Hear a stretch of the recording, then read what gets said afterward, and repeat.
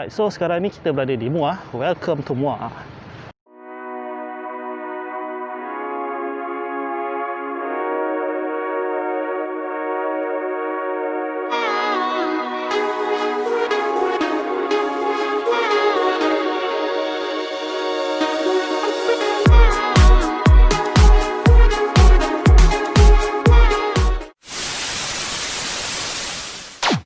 Okay, so kita sekarang berada di dataran Tanjung Emas, Muar, Johor, dekat tepi ni, tepi sungai Muar. So kita akan jalan-jalan dalam ni. Kita akan tengok apa yang menarik, kawasan yang menarik kat sini. Okay.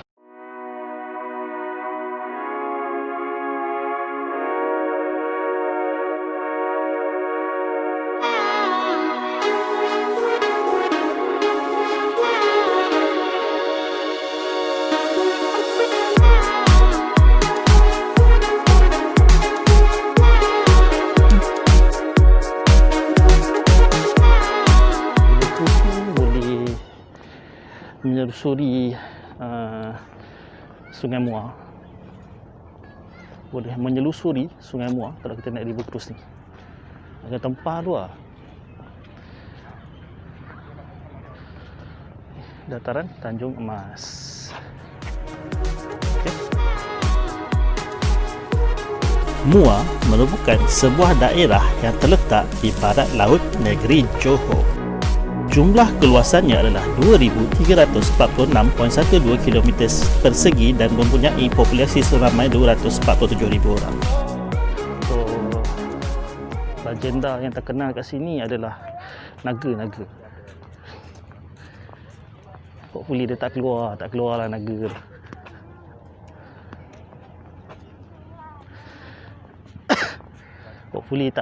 Hopefully hari ni tak keluar naga. Dia kata dekat depan sana ada pasar-pasar. So ada ular tu dia punya besar dia macam naga besar dia. So dulu tu kecoh lah, dia nak keluarkan apa sekali dulu lah, tapi tak ada apa lah. So kat sini pun ada, dia ada dua, naga dengan buaya. Naga dengan buaya besar lah. Kat sini, kat Sungai Muar ni. Dia rasa InsyaAllah tak ada apa lah. So ni dah dia dataran Tanjung Emas. Sungai Muar merupakan sebuah sungai yang mengalir dari Negeri Sembilan hingga ke Negeri Johor. Dikatakan Sungai Muar mempunyai panjang sekitar 250 km. Sungai Muar merupakan satu jalan pengangkutan pada suatu ketika dahulu. Sungai ini menjadi saksi sejarah-sejarah Melayu purba dan sejarah Malaysia moden. So yang nampak bendera Johor punya besar situ. So pada 24 November 2012, okay, Duli Yang Maha Mulia Sultan Ibrahim telah pun berkenan untuk mengisytiharkan kawasan ni sebagai Bandar Maharani, Bandar Diraja.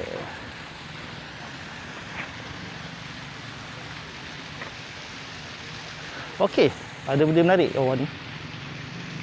Okey, bawah ni dia tulis Bismillahirrahmanirrahim. Di sini tertanamnya sebuah kapsul masa yang telah disempurnakan oleh Duli Yang Maha Mulia. Bawah ni Duli Yang Maha Mulia Sultan Ibrahim Ibni Almarhum Sultan Iskandar, Sultan dan Dipertuan bagi negeri dan jajahan takluk Johor Darul Ta'zim pada 10 Muharram 1434 Hijrah bersamaan 24 November 2012 sempena pengisytiharan Bandar Maharani Bandar Diraja.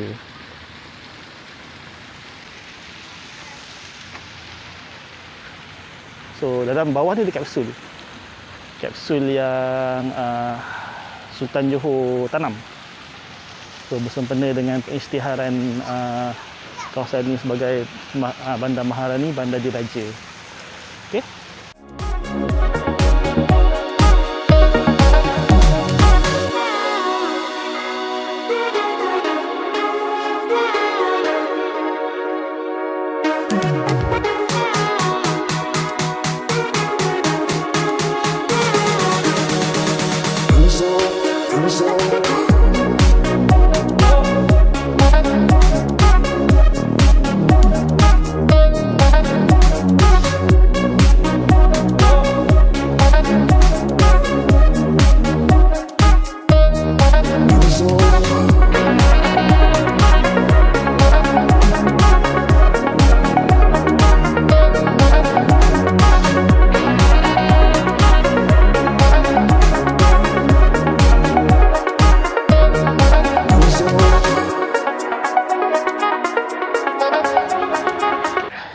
Inilah dia, dataran Tanjung Emas, Muar, Johor.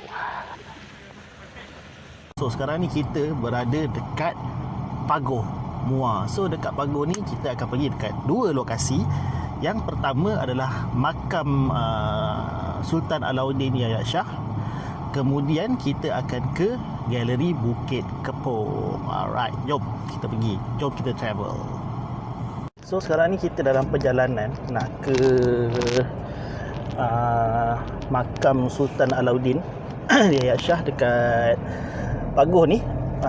So berkenaan sedikit pasal Sultan Alauddin ni.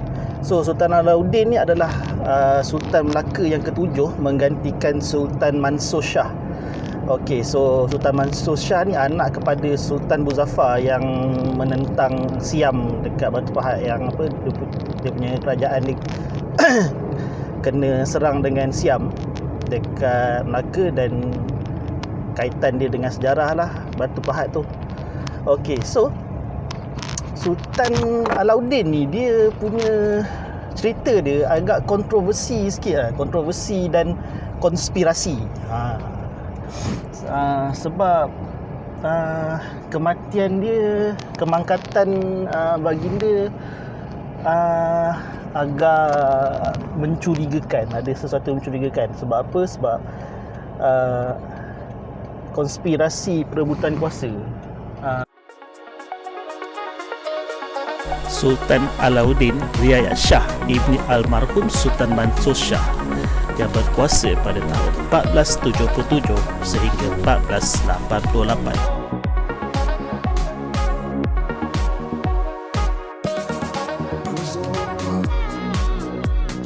Baginda adalah anak kepada Sultan Mansur Shah yang mangkat pada tahun 1477.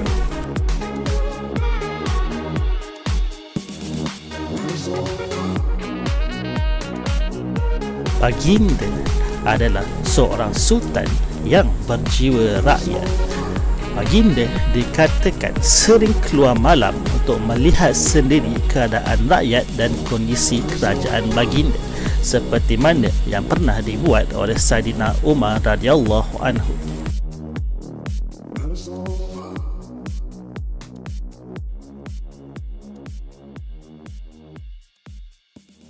Kita dah berada dekat kawasan okey, sabar. Tak. So kita sekarang kat dalam kawasan makam. So ni makam Sultan Alauddin Yahya Shah.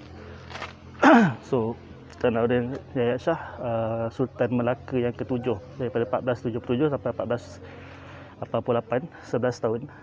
So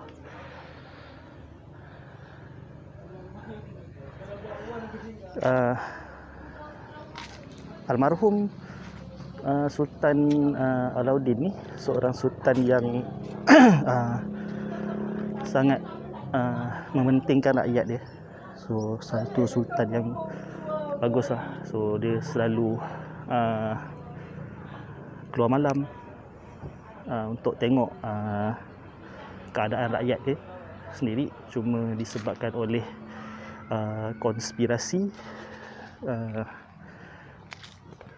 baginda mangkat lah. So kat sini boleh kita tengok dia punya ni dah dia makam Sultan Alauddin Riayat Shah, Sultan yang ke-7 kerajaan negeri Melaka. InsyaAllah kita sedekahkan Fatihah kepada baginda Sultan dan juga kepada penghuni-penghuni makam yang berada dekat dalam kawasan ini. InsyaAllah. Al-Fatihah. Auzubillahi minasyaitonir rajim. Bismillahirrahmanirrahim.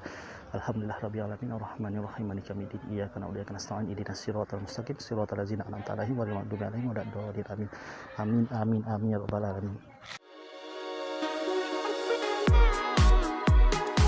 Baginda adalah seorang sultan yang sangat disayangi oleh rakyat jelata. Terlebih-lebih lagi di kampung Raja Pagoh, kerana di situ terletaknya sebuah istana hingga baginda.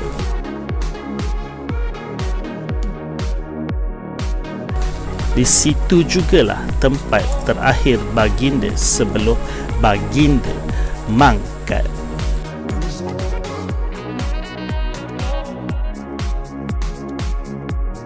Baginda dikatakan telah gering dan pergi ke kampung Raja Pagoh untuk mendapatkan rawatan dari orang asli di sekitar kampung tersebut.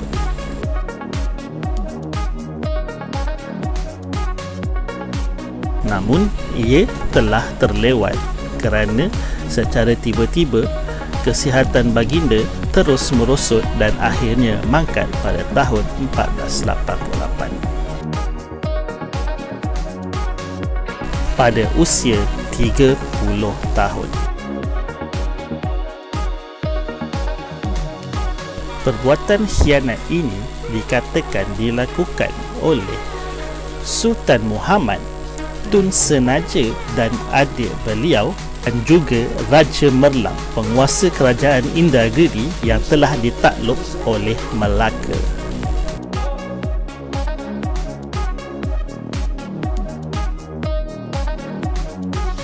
Ia dikatakan bertujuan untuk mengangkat Sultan Mahmud untuk menjadi Sultan Melaka yang seterusnya.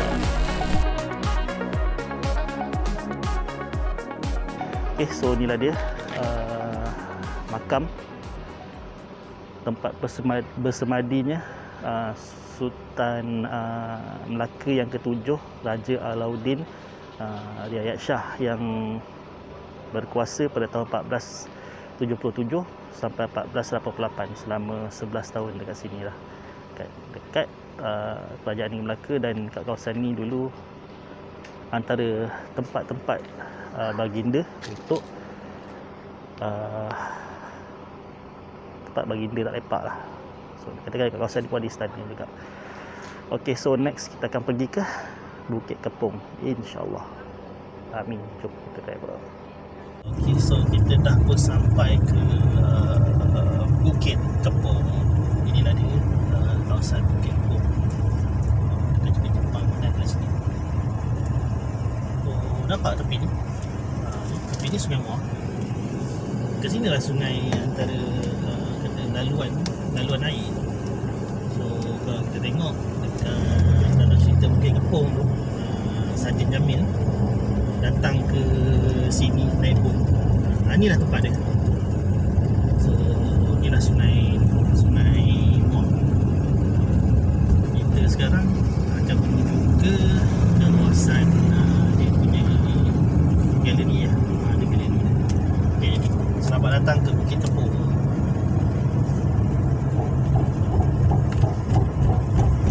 Okay, dan darurat tak jalan-jalan.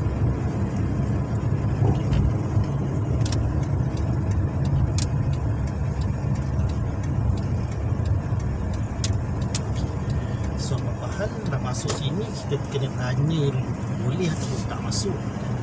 kita boleh dapat kebenaran langsung. Kita berada dekat Bukit Kepong. Dekat depan saya ni dia punya galeri Bukit Kepong. Jadi tadi kita dah dapat kebenaran untuk masuk. Dia dah dapat kebenaran untuk masuk, tapi kita tak pasti sama ada kita boleh dapatkan video footage ataupun tak. Tapi kalau tak boleh, tak apa. Kita akan yang penting kita dapat dia punya sumber sejarah dia. Alright. Kita dalam dekat galeri Bukit Kepong. So first kali nak masuk, dapatkan kebenaran dulu, tulis nama. So masa lawatan kat sini daripada pukul berapa kan? Okey, daripada 10 pagi sampai pukul 6 petang. Okey, so masuk dalam ni. First kali dapatkan kebenaran dulu, register ke depan. Kemudian kita dibenarkan naik, masuk ke atas atau masuk kat galeri dia. Tragedi Balai Polis Bukit Kepong yang diserang oleh pihak komunis telah berlaku pada 23 Februari 1950. Anggota komunis dengan kekuatan seramai 180 orang telah menyerang Balai Polis Bukit Kepong pada pukul 5 pagi dengan hanya 25 orang anggota polis yang diketuai oleh Sarjan Jamil Muhammad Shah. Mereka mempertahankan Balai Polis Bukit Kepong daripada serangan pihak komunis. Anggota polis dengan gagah dan beraninya telah berjuang bermati-matian sehingga ketitisan darah yang terakhir. Di dalam pertempuran tersebut, sejumlah 40 orang tentera komunis telah terkorban. Namun, daripada 25 orang anggota polis, 19 anggota polis telah terkorban di dalam serangan tersebut demi mempertahankan Balai Polis Bukit Kepong dan kedaulatan negara. Keganasan tentera komunis tidak hanya mengorbankan anggota polis, tetapi orang awam juga turut menjadi mangsa. 4 ahli keluarga anggota polis dan 2 orang awam telah terbunuh di dalam serangan tersebut. Kedudukan Balai Polis Bukit Kepong yang terletak sekitar 59 km dari Bandar Muar yang juga di tebing Sungai Muar adalah sebuah balai polis yang terpencil dan terletak di sebuah perkampungan kecil dan terpencil yang hanya sekitar itu hanya 20 buah rumah dan kedai terletak di kawasan tersebut. Tentu saja dengan keadaan balai polis yang terpencil ini, ia agak sukar untuk mendapatkan bantuan daripada anggota luar. Sungguh pun begitu, penghulu mukim iaitu Ali Mustafa dari kampung Tui diiringi oleh 13 anggota polis bantuan ataupun home guard telah dihantar dari kampung Tui. Namun malang sekali, di dalam perjalanan untuk membantu anggota polis di Bukit Kepong, mereka telah diserang hendak oleh pengganas komunis. Pada waktu yang sama, sekumpulan pengawal kampung dari Kampung Durian Condong telah berkayuh ke arah Bukit Kepong dengan tujuan untuk membantu pihak polis menangani serangan tersebut. Namun, ia tidak berjaya kerana mereka juga telah diserang hendak oleh pihak komunis. Serangan ini telah menaikkan semangat pihak berkuasa untuk menentang komunis berhabis-habisan, dan pada 2 Disember 1989 pihak komunis telah menyerah kalah.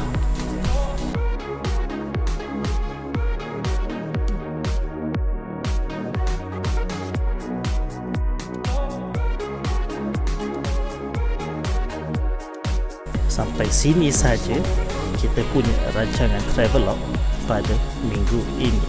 Jumpa lagi minggu hadapan. Jom kita travel.